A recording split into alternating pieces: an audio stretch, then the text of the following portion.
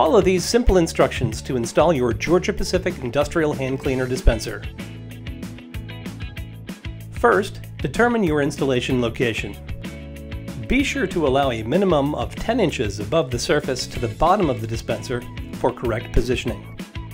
Remove the battery cover. Mark the locations to install appropriate hardware for your mounting surface.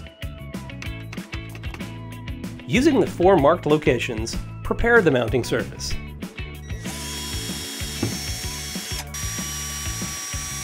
Install the dispenser using the appropriate mounting hardware.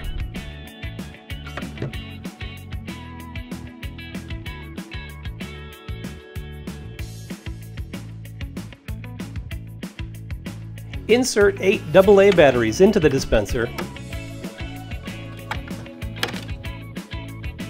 and replace the battery cover.